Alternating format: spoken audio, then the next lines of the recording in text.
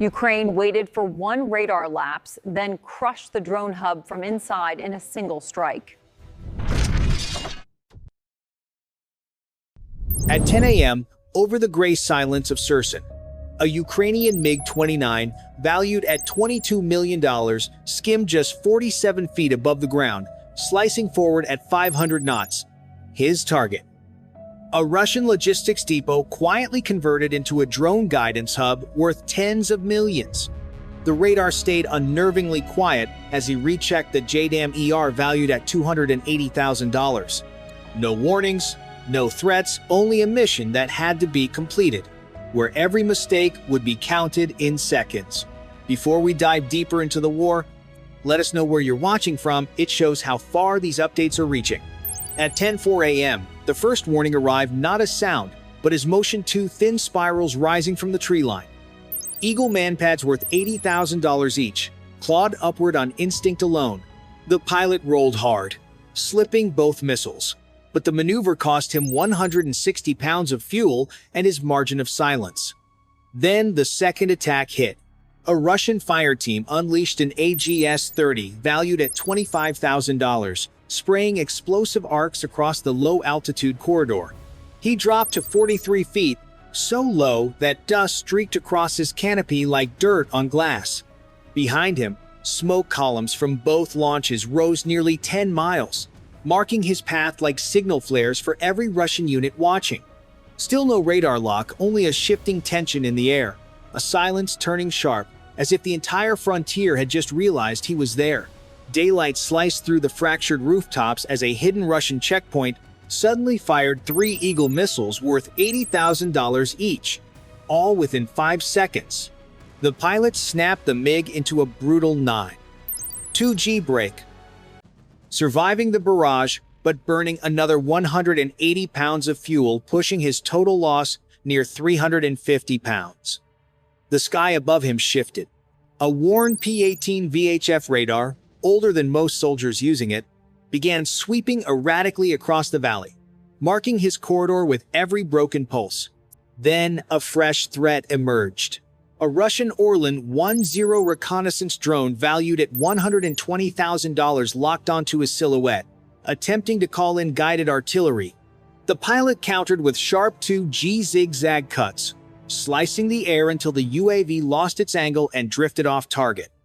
But the pressure didn't break. From the roof of a distant factory, an Igla team launched another missile. An Igla worth $60,000 streaking upward before he even finished his last maneuver. With no terrain left to hide behind, he climbed to 170 feet, bursting above the power lines. Instantly, the SPO-15 threat receiver erupted in chaotic spikes. The whole sector was waking up, and the hunt had officially begun. Like the video for more updates. Comment 1 backing Ukraine, 2 promoting peace, 3 if this isn't your topic. Daylight sharpened into a hard glare as the battlefield revealed its true shape. A Torm M2 valued at $30 million powered up its tracking radar, sweeping the valley with needle-thin beams that clung to his flight path like a guiding finger. The moment he saw the pattern tighten, the pilot armed the JDAM-ER worth $280,000, its status flipping into a ready glow. Then the next blow struck. Russian electronic warfare surged like static lightning. His GPS constellation collapsed from 7 satellites to 4, leaving only a fragile thread of guidance between him and mission failure. But the threat wasn't done sharpening. A ZSU-234 Shilka, valued at $1.1 million, erupted beneath him, spraying nearly 800 rounds per minute across the valley. Tracer chains crossed in violent curtains, forcing the MiG-29 down to 50 feet, close enough that the shockwave rippled through the airframe as if tearing its ribs apart. With no other escape, he slammed into full afterburner, throwing the jet into a high-speed yo-yo climb. It saved him from the Shilka's kill zone but hurled him straight into the waiting crosshairs of the Torm. The MiG-29 clawed its way upward through the bright daytime air, forcing altitude over stability until it reached 15,000 feet. The climb drained its momentum, 185 knots, and falling, leaving only a razor-thin window to release the bomb. GPS data flickered on the display, nearly blinded by Russian jamming, until just a handful of digits remained. The only thing keeping the attack alive was the onboard laser gyro guidance system worth $90,000, holding the strike path with stubborn precision. Below him, the Torm's targeting beams tightened into a hard lock. If he missed the release moment by even 1 second, the missile battery would own the sky, and the entire mission would collapse with it. The cockpit vibrated with warning tones, the horizon trembled through the canopy, and the jet felt heavier with every foot gained. The JDAM-ER dropped clean from the MiG-29's pylon, wings snapping open in a sharp burst of vapor as it locked instantly onto its glide arc. For a split second, the sky felt weightless. Then the battlefield struck back. Just 2 seconds after release, the Torm battery launched a 9M331 missile valued at $180,000, rising in a spiraling plume that carved straight toward the jet.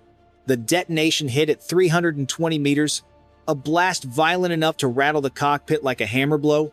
The left engine coughed, failed, and died. Hydraulic pressure collapsed to almost nothing.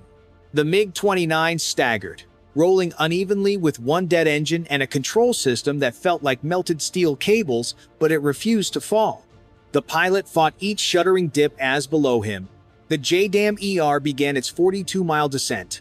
The bomb struck like a falling meteor, punching through 2 layers of reinforced steel, spearing into the main support column and triggering a chain collapse effect. One floor punched through the next, each impact doubling the force, until the entire structure folded inward within 6 seconds. Daylight over Hola Priest erupted as every Zu-23 valued at $70,000 lit up at once, stitching a moving wall of tracers across the sky. The MiG-29, down to a single engine, shook violently, half its control channels fading, the frame groaning under asymmetric thrust. Hydraulics hovered at 25%, making every correction feel 10 times heavier. With fuel for barely 4 minutes, the pilot cut a sharp 2G zigzag every 2 seconds, disrupting the fire control math hunting him from below. The jet flew crooked, wounded, more like a broken arrow than a fighter, but it kept flying. Dust rolled across Sursen's industrial blocks as civilians fled the falling haze. And on the riverfront, a group of Russian locals pulled an elderly man from a collapsing wall without hesitation. Across the border, Ukrainian rescue crews waited in an open field, ready to search for the pilot if his crippled jet went down. In villages on both sides, people handed each other water and blankets as the dust plume drifted through. No badges, no questions, just humanity. The MiG-29, one engine dead and hydraulics fading, finally crossed home. A drone hub worth tens of millions of dollars was gone. And the final question hung in the daylight. In an age of cheap weapons and billion-dollar defenses, who truly pays the price?